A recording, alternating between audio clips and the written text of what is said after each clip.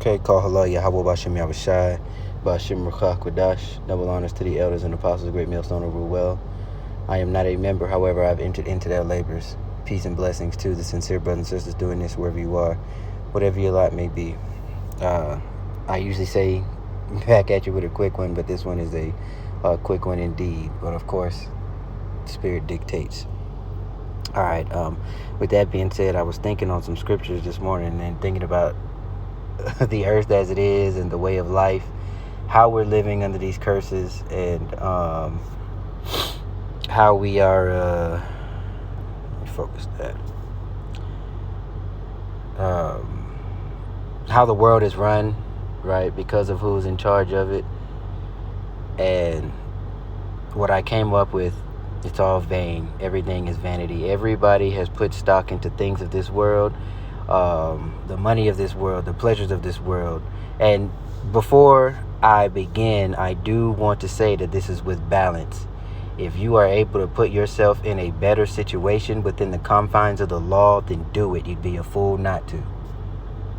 So what I say, I'm hoping that you use a little discretion and use a little discernment and understand this is in balance. Everything is about balance when you're talking about these scriptures. Okay, so the first one we'll get I have it already pulled up. This is 1 Corinthians 7. Where do I want to start? We'll start at 29. But let me say this, dear brothers and sisters, the time that remains is very short. So from now on, those with wives should not focus only on their marriage.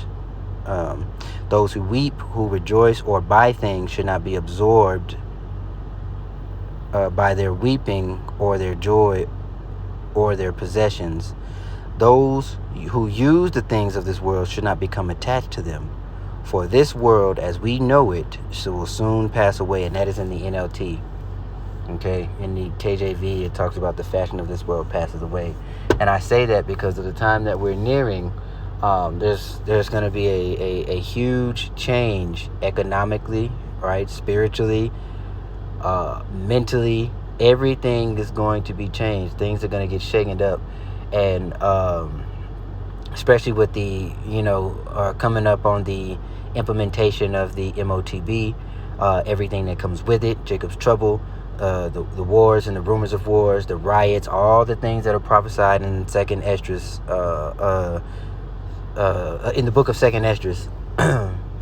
All those things still have to come to play. Wars still have to come to play. The implementation, again, all of that has to come to play. So there are things that are going to happen. There are things that we're going to lose that we ought to be just okay with losing. And remember that we ought to lean on Yahushua. And again, I say, if you have nice things, there's nothing wrong with it. If you can afford it, you buy it, whatever. Okay? But just remember, none of those things can save you. Your gold can't save you. Whatever food that you have stocked up can't save you. Ultimately, it is up to the spirit and power of Yahweh Bahashim Yahushai. So, and I think I'm just going to go ahead and skip ahead to Ecclesiastes, the 2nd chapter. I believe that's what it was. Yeah. Because Solomon was going through this very thing. And that is why it's beautiful, because things that are written aforetime are written for our learning. And we have all of these accounts that we can look to, because there's nothing new under the sun. And we can gauge our response. We can gauge how we need to respond or how we need to move if you're given the spirit. All right, so I put a note to skim through the chapter, but there's a specific thing that I wanted to get off of what I just said. Let's see.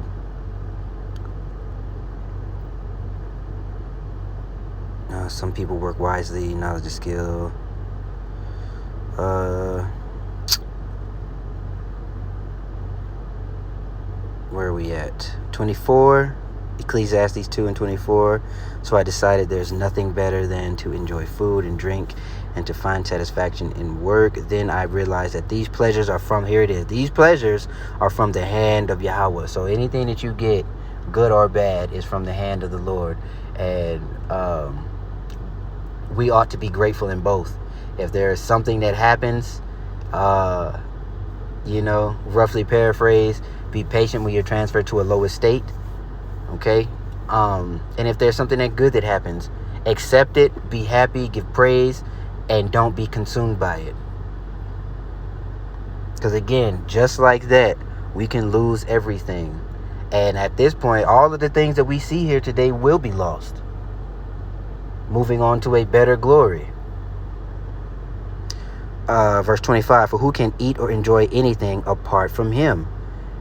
The Most High gives wisdom, knowledge, and joy to those who please him.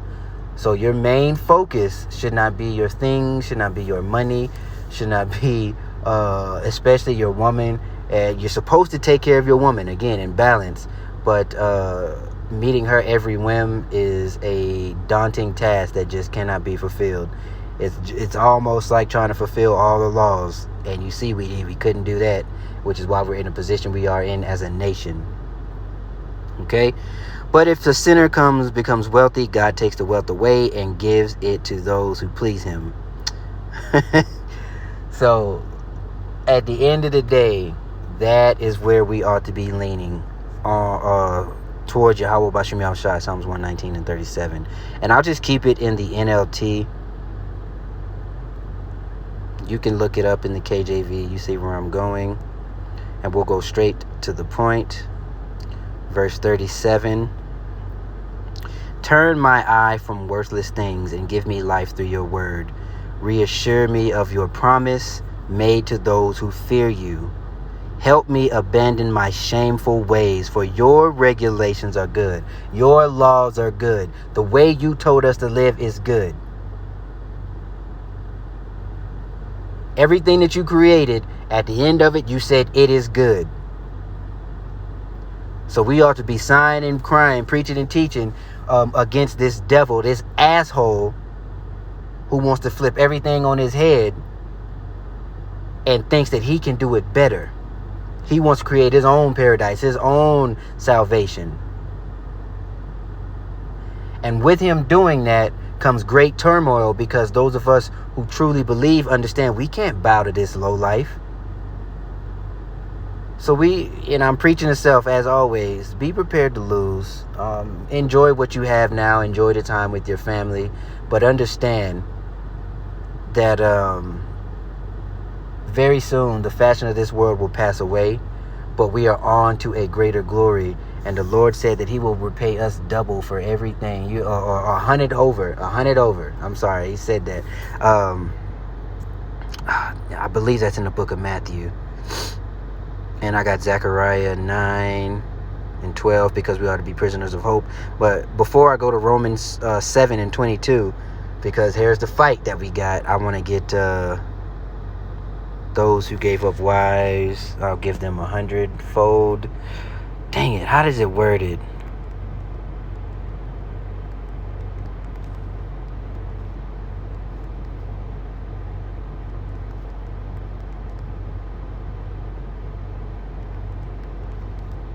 Hundredfold. I'm gonna try to roughly paraphrase, maybe that, and that's the beauty of it. Call hello Yahweh Bashim Yahushai.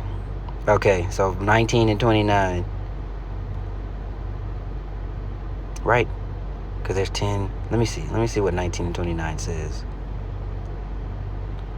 That's the NIV. I want to read it in the KJV real quick. And everyone that has forsaken houses or brethren, sisters, or fathers, or mothers, or wives, children, or lands for my name's sake shall receive 100-fold and shall inherit everlasting life.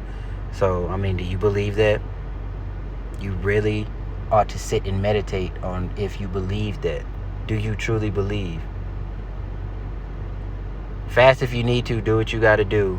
But enter into the spirit and pray and meditate on what is coming, and meditate the good and the bad, because we got to go through the straight gate, but meditate on the good that's coming and believe it. And if everything that the Bible has prophesied to happen, if you're watching the bad happen, the Lord is a just power, so you know that the good is coming. And we've got to hold on to that. There are days we fall short. We sin every day.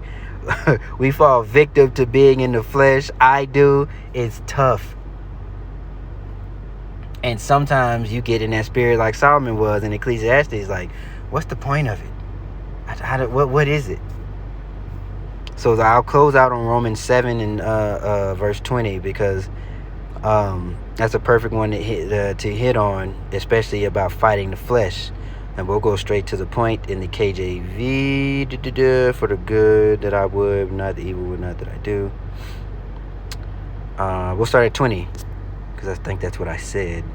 22. So we'll start at 20. Now, if I do that I would not, it is no more that I do it, but sin that dwelleth in me. I find then a law, that when I would do good, evil is present within me. For I delight in the law of the Most High after the inward man, but I see another law in my members, warring against the law of my mind, and bringing me into the captivity of the law of sin, which is in my members. Right? What is sin? Transgression of the law, loving things more than the Most High, or catering or falling to your flesh willingly, or more often than not, because you're going to fall, but you have to get back up. We have to get back up, and we have to fight. Okay, so with that being said, I pray that you were edified by this quick hit, and remember, the fashion of this world passeth away. Focus on pleasing the Lord, because at the end of the day, when things really get funky, when they really get wild, all of this won't matter. We're just going to be looking to be fed, to drink, without going to this devil to have to do it, to be protected, to be covered, our families covered, right? So shalom.